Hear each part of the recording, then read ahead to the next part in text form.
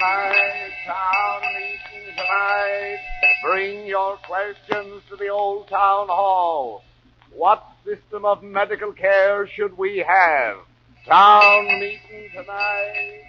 Town meeting tonight. What does the town meeting mean to you?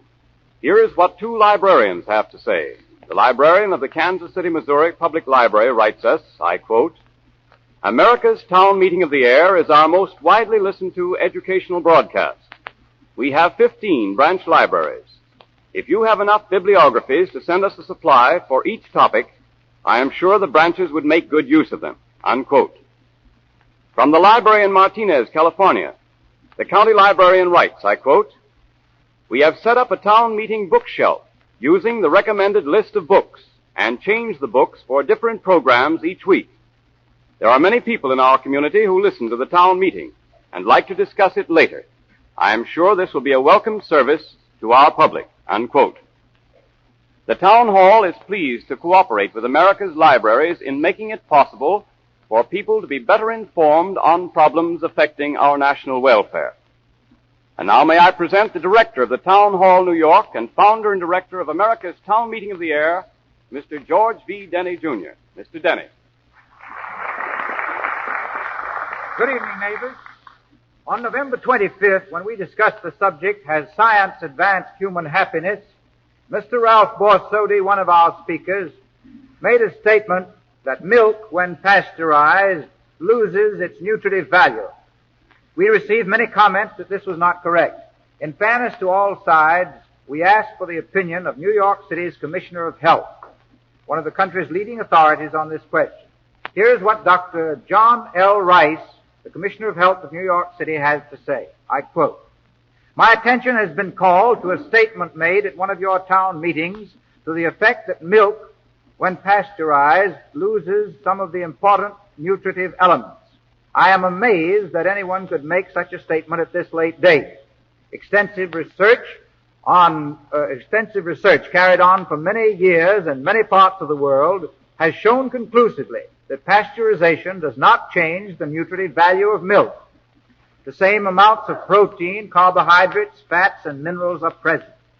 It is true that heating does diminish the vitamin C content of the milk, but this is readily supplied in other foods.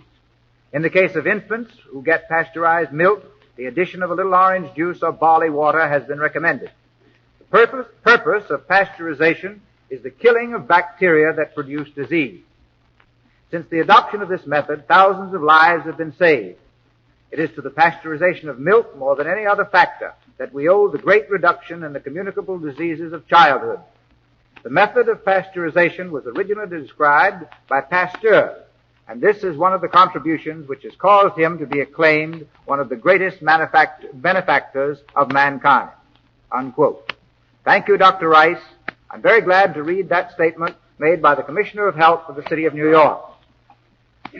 Now tonight we're going to discuss another subject, a subject in the field of science. How we are using science. A subject which not only concerns our minds but our physical well-being as well. The title, What System of Medical Care Should We Have? This question has been the subject of controversy within the medical profession for some time and was recently the cause of a division of opinion in the American Medical Association.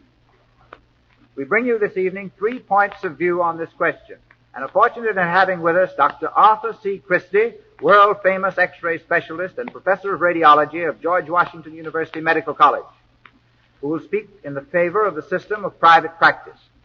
Dr. Gilbert W. Hague of Worcester, Massachusetts, co-author of the first bill ever introduced for statewide compulsory medical service, who will speak for what is commonly called socialized medicine. And Dr. Kingsley Roberts, medical director of the Bureau of Cooperative Medicine, who will offer the cooperative solution for medical care. Now I take pleasure in presenting our first speaker, Dr. Arthur C. Christie. Dr. Christie.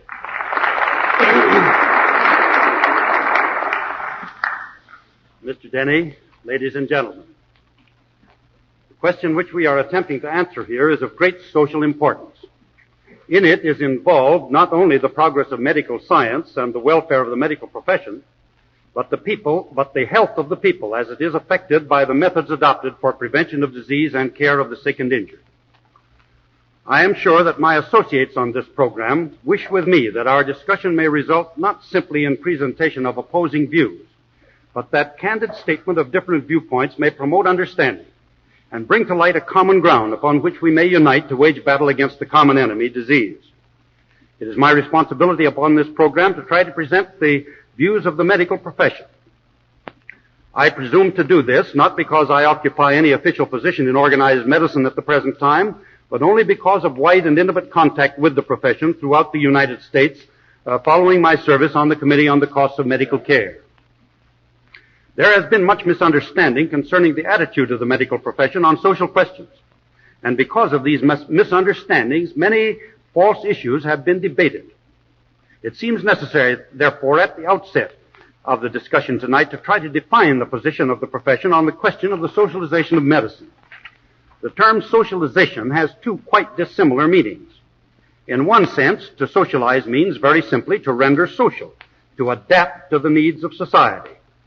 In the other sense, to socialize means to render socialistic, to adopt the principles and methods of socialism. In the first sense, the socialization of medicine has been taking place gradually over a long period of time. There are many needs in modern society for the prevention of disease and the care of the sick, which the individual physician cannot supply. The community or state must support a Department of Health whose duty it is to ensure a pure food and water supply, the prevention and care of contagious disease, the hospital and clinic care of the indigent sick, and the institutional care of the tuberculous and the insane.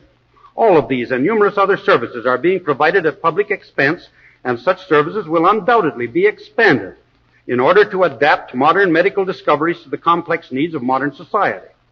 There will undoubtedly be constant adjustments between the private practice of medicine and public health departments as it becomes apparent that one or the other, or both together, can best cope with specific problems as they arise. The ideal to be constantly sought is the harmonious cooperation of the public health service on the one hand with private practice on the other. The medical profession is not only not opposed to socialization along these lines, but actively supports every measure directed to such ends. I believe that I correctly state the attitude of American physicians when I say that they believe in socialization of medicine when it is defined as the adaptation of medical facilities to the changing needs of society. It is their belief, however, that this adaptation is to be accomplished not by revolutionary methods, nor by changes in our social system which necessitate substitution of collectivism and authoritarianism for our present system of individual initiative under the control of law. With such a philosophy, what system of medical care should we have? The answer of the medical profession is the system we already have, with such changes as are necessary to better adapt it to the industrial society of our day. What has this system of medical care accomplished in the United States? It has resulted first in the development of medical education to the highest level ever reached in any country. Second, after a battle of more than 30 years by the American Medical Association almost single-handed, the evils of patent medicines and quackery have been brought almost completely under control. Third, the profession through research and experience has brought to light almost innumerable new methods for the prevention, diagnosis, and treatment of disease. And fourth, the medical profession is today, from one end of this country to the other, giving a higher quality of medical care to the people than the world has ever before known. That changes are necessary in our present system in order that there may be continued progress, no one will deny. With regard to the nature of the changes, there is wide difference of opinion. The medical profession is at present advocating some very definite constructive measures. First, it recommends most earnestly and as a fundamental necessity a change in the method of caring for the indigent, so that ultimately the entire community may assume at least part of the burden which has heretofore been borne entirely by the medical profession. It has long been a tradition of the profession that every person, man, woman, and child, regardless of economic or social condition, is entitled to medical care when he is sick or injured. In accordance with this tradition, the physician has always given free medical care, not only to the indigent who are dependent for their total support upon the community, but to the poor who have only a bare subsistence wage to support themselves and their families. This is the only means provided by modern society for the medical care of the poor. If every community would accept the responsibility of taking care of its indigent sick at public expense, the problems of the medical care of the low and moderate income groups would immediately assume different proportions. Next, the profession recommends the adoption of systematic plans in every community to provide adequate medical care to each and every class of the population. This involves establishment of central admitting bureaus for hospitals and free clinics, and the organization of non-profit medical dental service bureaus, operated by physicians and dentists, through which patients of moderate means may arrange to pay their medical, dental, and hospital bills in installments, and through which the total charges may be adjusted to the patient's ability to pay. Third, the medical profession is giving support to the establishment of non-profit group hospitalization plans in many communities. Why does the medical profession approve group hospitalization and disapprove the usual health insurance plan? The reasons are plain and hardly escapable when once stated. Group hospitalization is a plan in which a non-profit corporation contracts with individuals in employed groups upon the monthly payment of a certain small sum to give to the individual a certain limited number of days hospitalization in a given year, the kind of accommodations and services to which he is entitled being definitely specified. The nonprofit corporation at the same time contracts with each hospital of the community to pay a certain specified sum per day for definitely specified accommodations and services. The important element in this arrangement, which makes it sound financially and socially, is the very definite and specified limitation upon the benefits to be received. So long as the limitations are respected, the plan is workable and sound. Contrast with this the usual health insurance plan, in which a non-profit corporation agrees to give to an individual for a certain specified monthly payment medical care unlimited as to quantity and impossible of specification as to quality. It is this inherent impossibility to place limitations upon the amount and kind of service to be rendered which makes such plans unsound financially and which give rise to many of the evils growing out of them. If we are finally to adopt on a wide scale any type of health insurance in this country, there are certain facts established by European experience which should be known. No advantage can be gained by copying the mistakes of Europe. We need not experiment in this country with voluntary types of health insurance because more than 50 years of European experience has proven that voluntary insurance always fails and is finally superseded by compulsory insurance. When failure is imminent or has overtaken a number of the voluntary groups, compulsory laws are passed and a great block of the population is compelled to participate in the plan. The important thing to remember is that all of the voluntary plans finally became compulsory insurance under state control. There have always been optimistic promises made in each country when the plans were before the voters. The voluntary insurance plans, called group health associations, and by various other names, which are at this moment springing up in this country, are repeating these old and discredited promises. Again, we are being told that they will so improve the health of their subscribers, especially through periodic examinations, as to reduce the mortality and sickness rate among them. It can be confidently predicted from experience that the death rate will remain unaffected and that the days lost from sickness will be greater in the insured group than in a like group of uninsured persons. If we are finally to have insurance medicine in this country, let us not delude ourselves into experimenting with the voluntary or cooperative type. Let us adopt the only kind that can survive, namely compulsory insurance. Let us go into it with our eyes open, remembering that it necessitates a wage and payroll tax, a government subsidy with a high degree of governmental control to make it successful. Let us recognize the fact that there must be in a country like ours much political control and manipulation, and establishment of an elaborate bureaucracy for its administration. The medical profession is a small body of men, only about 150,000 in a population of 125 million people. The profession must adjust itself to whatever social system the 125 millions decide to adopt. We are, however, because of our special education and training, in a strategic position to judge of the effects of proposed methods of medical care. It is our conviction that the present system is the one best adapted to the liberal philosophy of democracy, and that it can be and is being adjusted to every need of the people without the evils of health insurance or state medicine.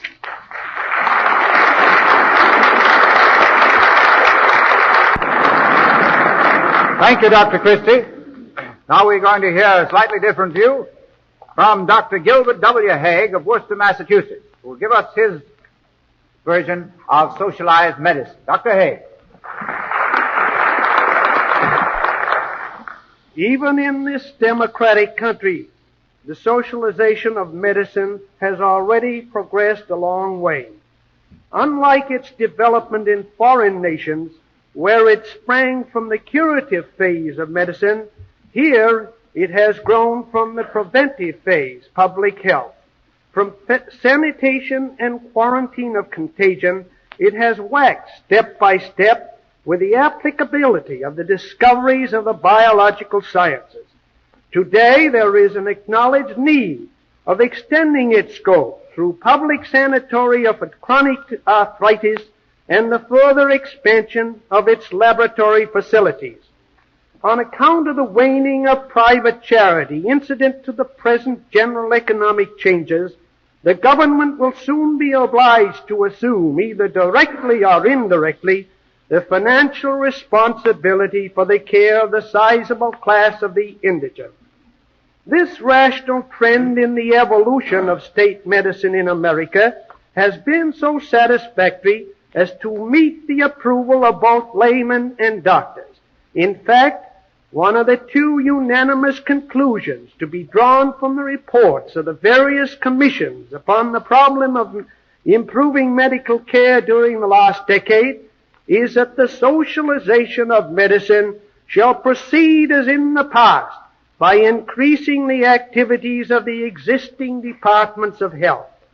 But a very important fact has escaped due consideration, namely, that the added functions of public health may impair its future success if it is not suitably organized for further growth. At present, in most commonwealths, it is composed of independent and loosely coordinated parts corresponding to the political divisions, each one of its separate units of varying professional standards offers a standing invitation to the dishonest among politicians. Mindful of the baneful effects of politics upon the public schools and fearful of such meddling with medical practice under state control, thinking persons insist that doctors be granted sole charge of any new system. Otherwise, the quality of the service rendered will inevitably suffer, for none but physicians are capable of determining and maintaining the highest type of medical practice. In America, the quality of the service must not be compromised as in Europe for mere quantity. This prerequisite for the reformation of medicine is the second outstanding premise to be gleaned from the voluminous literature upon this controversial subject. Now there is but one known kind of medical organization in which the members are entrusted with full control. That is, the semi-military, such as the Medical Corps, the Army, and the Navy, and the United States Public Health Service. In them, the doctors have the entire responsibility of management. Such power can safely be granted because the members forego the profits of private practice and violate their trusts only at the risk of their commissions. Merely the Surgeon General, invariably chosen from the highest ranks, has any political connection. No officer is subject to political interference in the performance of his duties or in the pursuit of his career. This semi-military form is a business-like organization, in contrast to a political organization which offers merely a job. These medical bodies have actually fostered a superior quality of service. The personnel rise in grade in accordance with their ability and experience because merit is what really counts and not influence. Since 1906, they have been automatically admitted to fellowship in the American Medical Association. Relieved of monetary distractions, their officers are more prone than private physicians to respect the healing powers of nature and to heed their own limitations. Having a primary interest in health, They are encouraged to put prevention before cure and are never discouraged from doing otherwise. The Medical Corps, the Army, and Navy, in spite of the sudden influx of civilians untrained in cooperative medicine and anxious to resume their dwindling private practices, met with glory the supreme test of the World War. These services rightly stress prevention. This means more than guarding against the external causes of diseases. It means, in addition, promptly removing the internal causes. For this, the positive essential is early diagnosis. This, however, may be possible only while the symptoms seem too trivial to warrant the cost of a medical consultation. Industrial medicine has definitely proved the value of free and ready treatment for the employees of the larger corporation, for it pays in dollars and cents. For personal or professional reasons, some physicians many times and many physicians sometimes are disinclined to make sufficient effort or to take enough time to diagnose diseases early. They evidently lack the necessary discipline and stimulus inherent in a semi-military organization. Whatever experiments may be made in the field of private practice, there is no excuse for further delay in the rational reorganization of the numerous politically controlled health departments. On the contrary, there is urgent demand for immediate action, for the longer it is postponed, the less easily can it be accomplished because of the selfish interests of office holders. Of all the many governmental agencies crying for reconstruction upon a business-like basis, this is the most pressing. Here, then, is a simple method of attacking this problem of the further socialization of medicine. It would require the appointment of a legislative commission composed of the Commissioner of Public Health as chairman, with representatives from each of the Army, Navy, and Federal Public Health Service, the State Medical Society, industry, labor, the bar, and possibly others. Their task would be to draft the necessary bill to fit the present disorganized medical divisions into a unified system patterned upon the general structure of the three services mentioned, together with such special features of each as would provide the best possible organization and appeal to the finest type of medical man. It must be elastic enough to permit further expansion in response to the needs and the demands of the people. In conclusion, under this concrete plan of reorganization, the socialization of medicine in America can safely and soundly continue its present course at a pace set by the citizens of each commonwealth. However far or fast it may develop towards this universal system of public medicine under expert direction, the standards of American medicine will be securely upheld. The main support of these will come from the concerted emphasis upon preventive medicine, about which more than 300 years ago, in his Advancement of Learning, Francis Bacon wrote, "This is a new part of medicine and deficient, though the most noble of all.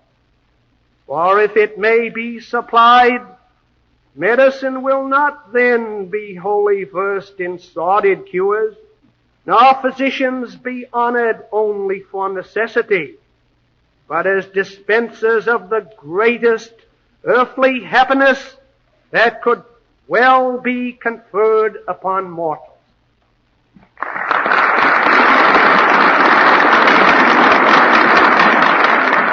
Thank you, Dr. Hague. And now we're going to hear from Dr. Kingsley Roberts of New York, who will give his views on cooperative medicine. Dr. Roberts.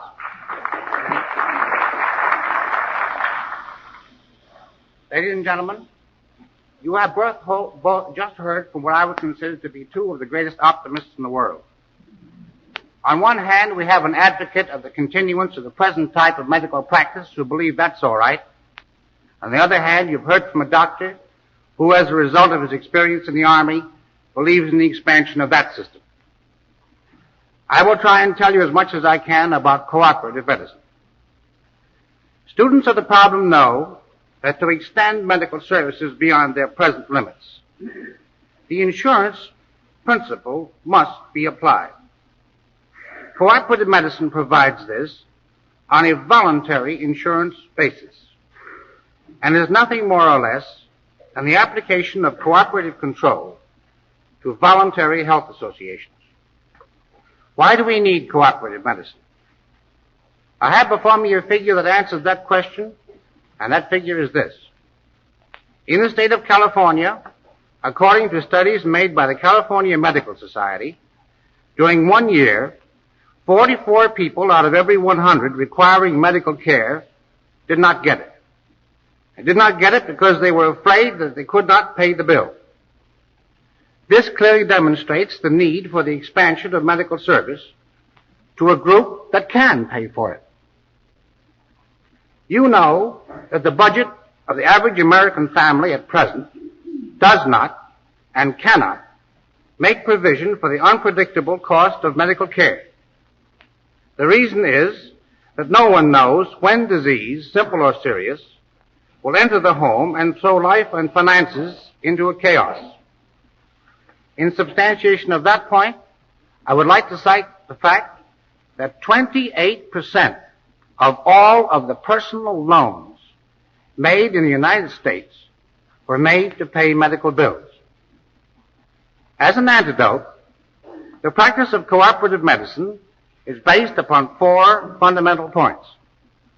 The first is group medical practice. By that I mean the organization of doctors into staffs in which each one is practicing that part of medicine for which he is best fitted or trained, and on a sane and sound economic basis. Time marches on, and medical science marches step for step with time. Group medical practice is the most efficient method of making available to the people who need them most the benefits of that progress. Formerly, the family doctor with his little black bag and his horse and buggy was the only source to which a man and his family could turn for medical aid. The family doctor, in his time, saved many lives and gave service and kindness and care. He performed splendid deeds in the pursuit of his duties. But the country doctor of past years could not, and the isolated private practitioner working alone in the city office of today cannot give complete, thorough diagnosis and care. To me, this statement is so obvious as to be almost unnecessary. The former was excusable. The latter is not defensible either economically or scientifically, because the rapidity of medical progress prevents many doctors from giving adequate attention to this progress and at the same time efficiently maintaining their private practice. Then it is to me logical to suppose that a system under which each doctor is practicing that part of medical science for which he is best fitted will bring to an association of patients more adequate medical care. Under the present conditions, when an individual is taken ill, unless he is fortunate enough to have a very broad-minded personal physician, he is utterly confused by the necessity of making a choice from the various specialties which might be indicated by his illness. And it is human nature to want a specialist. However, if he can go to a group of physicians, that confusion is replaced by assurance. The second point in cooperative medicine is preventive medicine. I wish that there were time to tell you all I should like to about that phase of the work. It gives the individual the opportunity of consulting with his doctor at any time, without additional cost, to assure himself of the protection of early treatment and health-conserving methods. In short, we all know it is easier and cheaper to keep well than to get well. The cooperatives cannot hope to get good medical care cheap, but they can materially increase the purchasing power of the medical dollar. Preventive medicine and group practice will assist this by reducing the incidence and severity of disease, and don't let anybody tell you otherwise. The third point is periodic payments for medical care. By that I mean that an individual may receive medical care from a competent source by periodically paying fixed sums. Under these conditions, that all-important first visit is already paid for. Hence, he consults his doctor earlier. The fourth principle is cooperative control. The right of the individual to determine what he shall pay for and how he shall pay for it. I don't have to tell you that cooperation is the very essence of democracy. It is the principle upon which our government functions. Cooperative control of collective medicine gives the individual the opportunity to select the people who shall conduct the affairs of his organization, its business policies, and the performance of his duties. As a medical man, I don't need to emphasize the fact that this, of course, applies to the fiscal administration and not to the practice of medicine. There you have the structure of cooperative medicine, based on the four fundamental points. Group medical practice, the most efficient method of diagnosing and treating disease. Preventive medicine, the opportunity to forestall disease. Periodic payments, the method for paying for medical care. And cooperative control, whereby the individual has a choice and assumes his proper place in the government of an organization of which he is an integral part. We need cooperative medicine because it is better medicine for more people. It is better because it operates on the theory of group practice, wherein the individual has made available to him the full knowledge of all the branches of medicine in their specialized form. The individual who subscribes to cooperative medicine receives complete treatment and, perhaps even more important, continued treatment. I said a moment ago that 44 out of 100 people in the state of California who needed medical care did not get it. Of the 56 who did get it, a majority failed to receive continued medical treatment for financial reasons. Cooperative medicine means better medicine for more people. Better medicine practiced by doctors working under better regulated conditions. Better medicine practiced by doctors, each of whom is a member of an organized staff. Better medicine practiced by doctors helped by the best diagnostic facilities and in a position to readily utilize the increasingly necessary consultation. Better medicine practiced by doctors who know that they are going to have time off for study and research on pay. Better medicine practiced by doctors who are kept abreast of their times by a sound and easy working basis with their contemporaries. We doctors want cooperative medicine because it will increase the demand for medical service. More doctors will be needed. The trouble with medicine is not the fact that there are too many physicians, but the fact that there are too few patients able to pay for adequate medical care. Cooperative health associations provide individuals in both rural and urban areas with opportunities to get adequate medical care. In Elk City, Oklahoma, an experiment is now in process which shows that even on the edge of the Dust Bowl, 2,500 individuals or families can group together and build for themselves a hospital and a medical staff, and all under a system which does not add to the tax burden and does not involve government control. In summation, then, cooperative medicine brings medicine to more people because it is based on those four fundamentals. It gives a man and his family the opportunity to avail themselves of more competent medical services by groups. The principles of American democracy include that of the right of the consumer to purchase medical service on any other service in any way that they can see fit. And the American doctor must not be denied the right by the American Medical Association to enter into that experimentation if he so desires. And finally, cooperative medicine is the only economically sound arrangement by which the medical profession can practice one of its most important functions, that of preventive medicine, and be paid for it.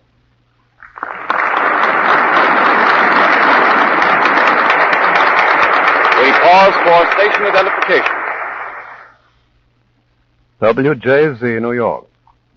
Back in Town Hall, America's Town Meeting of the Air discussing the question, what system of medical care should we have? We've just heard three interesting views presented on this question, and now we are ready for the question period. Our question period is going to be divided into two parts tonight, one here in New York and the other from a group out in Detroit. First, we're going to hear from the New York audience here in Town Hall. Questions, please. Rise and state the name of the person to whom your question is directed. The man down the back, please rise. Yes? All right, sir. Dr. Kingsley, is it? Dr. Roberts. Dr. Roberts. Yes? Questions? How would you provide medical care for expectant mothers who, while not actually sick, nevertheless have need for competent medical care before and during childbirth, but cannot afford it? Dr. Roberts, how would you provide for expectant mothers under the cooperative system of medicine? Join a right over here. They would have joined a year before a cooperative health association. Thank you. Next question.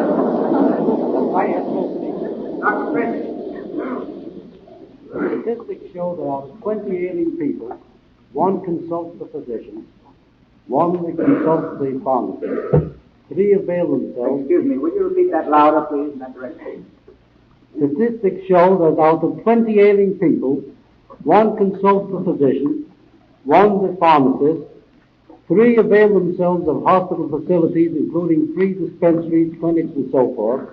The balance of 15 out of 20 ailing people medicate themselves with cheap or expensive patent medicines or household remedies. Would Dr. Christie trust the millionaire patent medicine industry, insecure as it is, or a free access to the doctor's office, the dental office, the pharmacy, or the hospital, as under a plan of socialized medicine, as a means of promoting preventative medicine the medical world aspires for? You agree with all that statement, Dr. Christie, that that's correct. Will you comment on the question? I think I have no comment to make. It's obvious that preventive medicine is not to be carried out by any such people as the gentleman has mentioned. Next question. Yes? Dr. Christie. Dr. Christie. Did I hear you say that the patent medicine was under control already by the American Medical Association? Have you heard anything? That's the question. Yes. During 30 years, the patent medicines of the evil import have been gotten practically under control by the American Medical Association's activities. Thank you. Dr. Hague, here's a written question addressed to you. Will you step up here, please? What chance will a young doctor have in the world of socialized medicine to make a career for himself?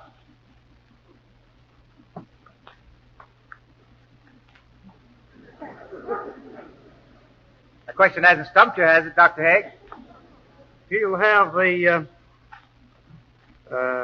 same chance to make a living on socialization that a school teacher has to make a living. All right. Question back there in the back. Dr. Christie. How, under a system of private medical practice, can you provide a perfect distribution of physicians according to population? I understand now. We've got it. Yes. How can we provide under the system of medical practice a perfect distribution of physicians throughout the entire population? It cannot be done under any system of practice. It's necessary in the remote areas that are unsettled to provide physicians by government subsidy, and that has to be done. And all physicians agree to that it should be done. Let's see. I think Dr. Hague better speak to that question, too. Dr. Hague, what do you think about that? The answer Dr. Christie has given to that question. Well, that that can be controlled through the public health department, just as they control the distribution of nurses to rural communities. Little disagreement here. Dr. Roberts, here's a written question for you. What is the difference between your plan and any other voluntary health insurance plan? It's under cooperative control, meaning by that the members have a say in the organization and running of the business. Here's another one for you. Don't you think the English system of health insurance is good? I do not, because the proper application of the permitted medical side has not been made. Thank you, sir. The young man there in the back, yes? Dr. Christie. Dr. Christie, the medicos, that is, the doctors tell us that in order to have health, we must have food and rest and sunshine.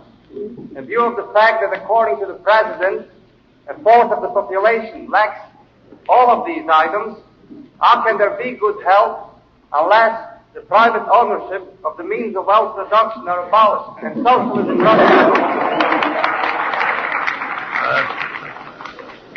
Certainly, the medical profession has preached that for a long time, that the economic problems of medicine are closely associated with the total economic situation in this country, and that until the worker of the country gets the proper fruits of his labors, it's going to be impossible for him to get proper medical care except through the way that the doctors give it now, and that is by giving him all the time the care that he needs.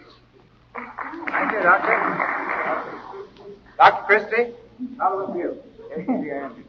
It's medical practice which is largely in the field of experiment and discovery or standardized through a system of socialized medicine. Would it not be possible to actually impair the health of the people, having in mind various experiments which have been tried out on millions of people and later rejected? I think there's no doubt that the quality of medical care under any system of socialized medicine has been definitely proven to be poorer under socialization than it is under the general practice that we have at the present time. Thank you, Dr. Christie. Let's have another opinion on that from Dr. Hague. Dr. Hague, come on to your defense here. Is that right, or? That is right, because we have not the proper organization. Political instead of businesslike. The young man there. It seems to me that... question, please. Yes, I'd like to know what Dr. Hague thinks of the possible socialization of medicine in Russia at present. Oh, I think we'd better confine our discussion to the United States. Next question. Question from Dr. Roberts. Dr.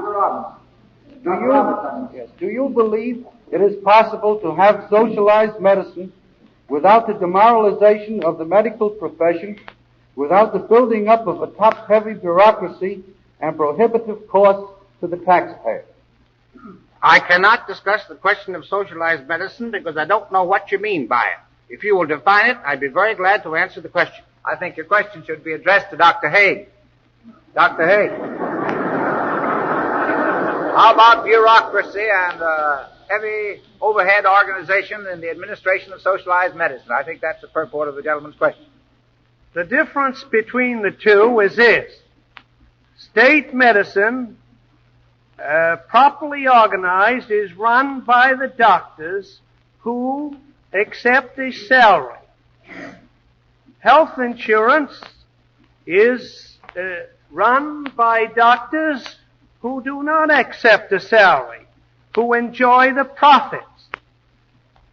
Therefore, health insurance contains all the disadvantages of cheap private practice. Thank you, sir. Let's take this young lady here. Yes. Dr. Hague. Dr. Hague. Under a socialized setup, wouldn't it tend to eliminate the medical careerists, and wouldn't that be a good idea? All right, how about eliminating the medical careerists? Is that a good idea or not? I think that a career is preferable to a job. A career A career stimulates earnestness. It maintains high quality. A job encourages favoritism to those politicians who control the job. Thank you. About the balcony. The young lady in the balcony there. Yes? Yes?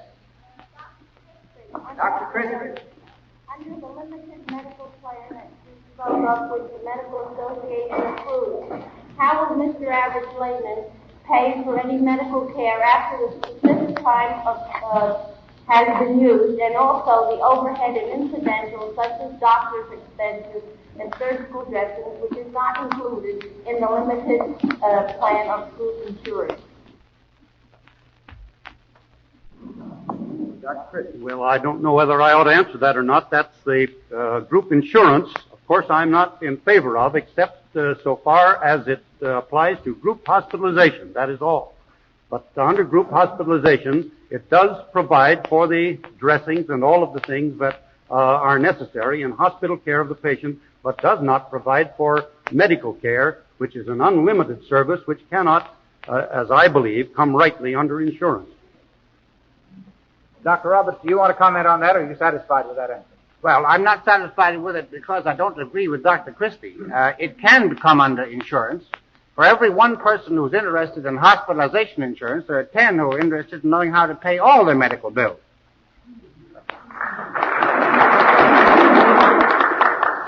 May I ask Dr. Roberts, who makes a profit?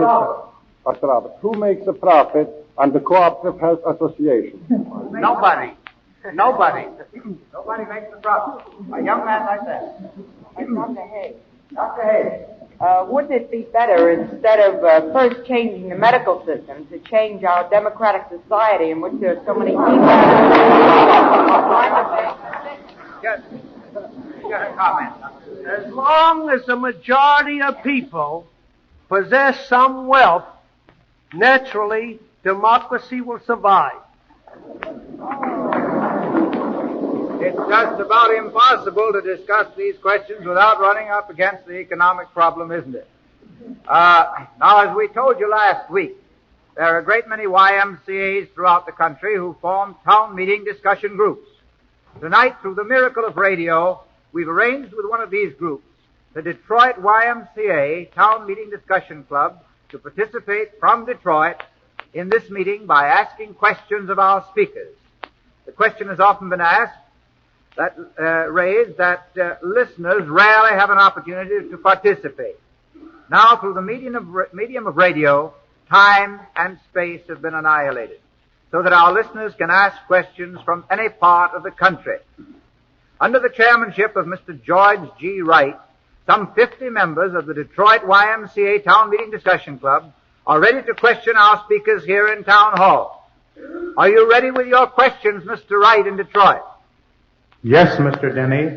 As usual, our Western Branch YMCA Town Hall Discussion Club is gathered around the radio listening to your speakers and discussions. On other Thursdays, our questions are discussed and are sometimes answered within our own group. But tonight we welcome the chance to put our questions directly to your speakers in New York. May I first, however, on behalf of our club, thank the America's Town Meeting of the Year for this opportunity. One of the purposes of the Young Men's Christian Association is to educate its members in public affairs. Unless and until the vast majority of our citizens are intelligently informed on such questions as the one being raised tonight, we don't believe that our democratic form of government is secure. Thank you, Mr. Denny. And now we have our first question. All right, sir.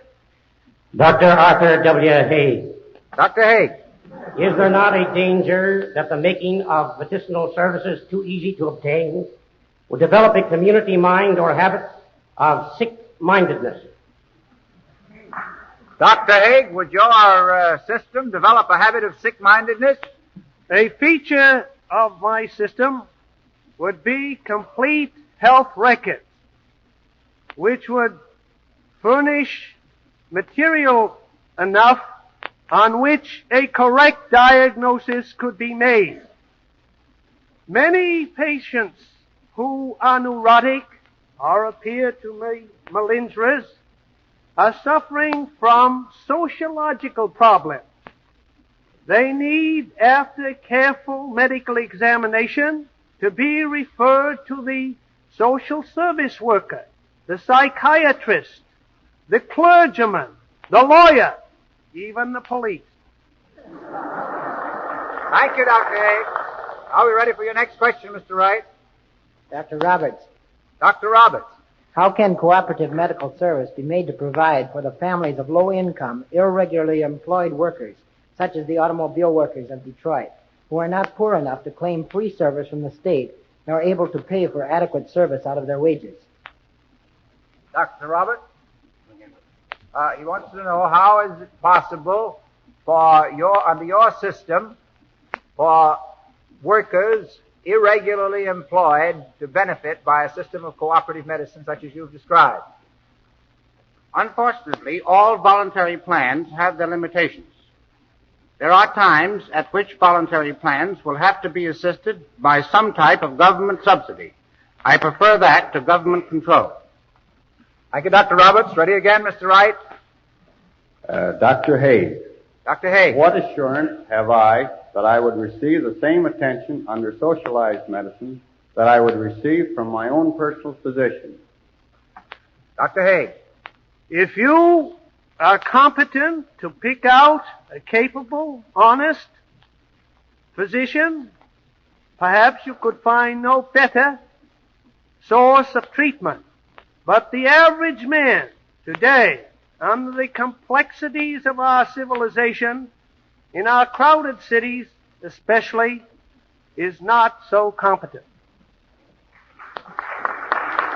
I wonder if Dr. Christie would like to comment on that same question. Dr. Christie, would you comment on the gentleman's question from Detroit? What was the question? Will you repeat the question from Detroit, please? What assurance have I that I would receive the same attention under socialized medicine that I would receive from my own personal physician? It has been my experience a long time in the Army to very greatly favor the service that is given by Army physicians, just as Dr. Hague has praised them tonight. I believe, however, that cannot be extended to the private practice of medicine, and that it would be almost impossible for anyone to be assured of the personal relationship under that type of practice that you can get in private practice. Thank you, Dr. Christie. Ready for your next question, Mr. Wright? Dr. Roberts. Dr. Roberts. In your opinion, just what is the difference of social obligation of the state for the health of its citizens as over against the education of its citizens? Dr. Roberts. None particularly. No difference. All right. That's Dr. Roberts' answer. Your next question, Mr. Wright. Dr. Roberts, do you feel that the type of literature released by the larger insurance companies regarding methods of prevention fit in with the cooperative health program? Dr. Roberts, you get that question? No, I get the last part of it. Does the literature released by the large insurance companies, is it compatible with the kind of plan that you've advanced? I think that's the question. No, because of the reason that insurance companies or health insurance companies organized for profit must of necessity add to the cost premiums profit premiums. Does that answer your question in Detroit? Yes, it does. Thanks. Next question. Question of Dr. Hague. Dr. Hague.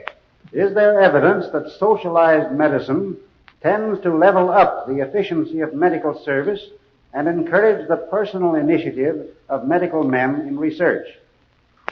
If socialized medicine is founded on a business-like basis, corresponding to our largest corporations in industry, in philanthropy, I should say no, because it contains the stimulus to effort and offers the reward of effort, and encourages a man to develop himself and pursue a career.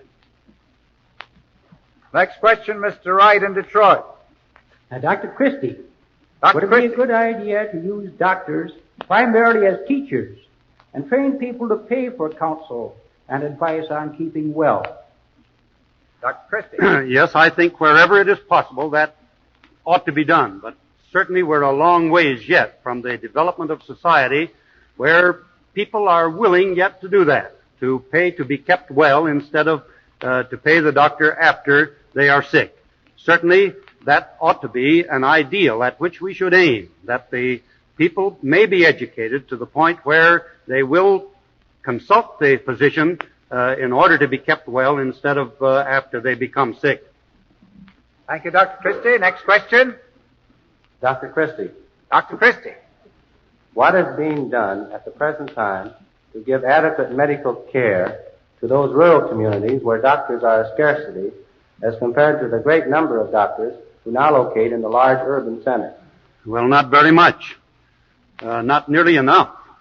It's very important that those rural areas should be taken care of, where there are not enough doctors. And as I said before, it's going to be necessary to subsidize such areas through the states or even through the federal government. That is an economic problem that goes right down into other areas of the economics of the people, as well as being a problem of medicine. Another question, Mr. Wright. I would like to ask one myself now. I've given other people a chance. Dr. Roberts, how has it been proved that socialization of medicine is always a failure in the sense that it reduces the effectiveness of treatment? Dr. Roberts, it has not been so proved. If you think it has, study the experiment in Elk City, Oklahoma. Another question from your group, Mr. Wright. I believe we have one more. What type of educational program... To whom is this question, please? Dr. Christie. Dr. Christie. What type of educational program does the American Medical Association follow at the present time to aid the public in keeping well?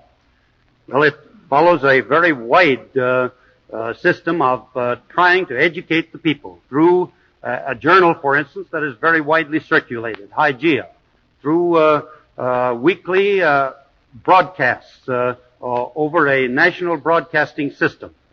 It also works through many different medical societies throughout the country in trying to educate different communities. It certainly is pursuing a very good course in the efforts to educate people along the lines of keeping well. Thank you, Dr. Christie. And thank you very much, Mr. Wright, and all our friends out in Detroit for your splendid cooperation.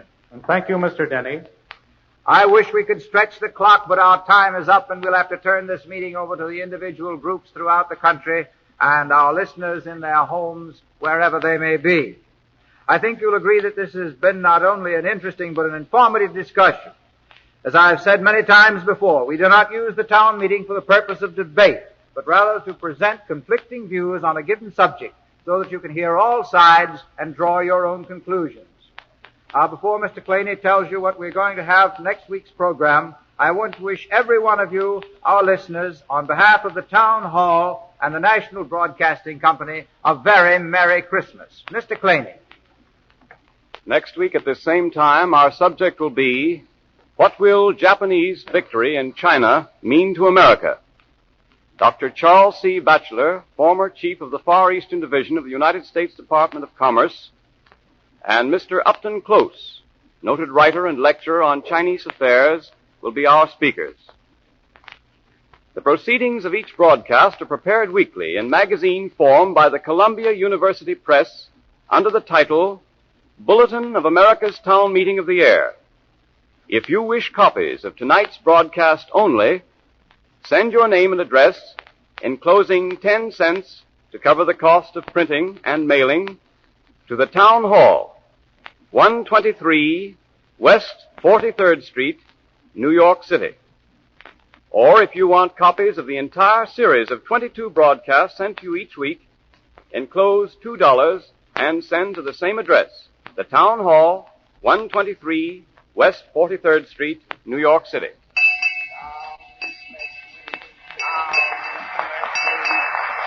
What will Japanese victory in China mean to America?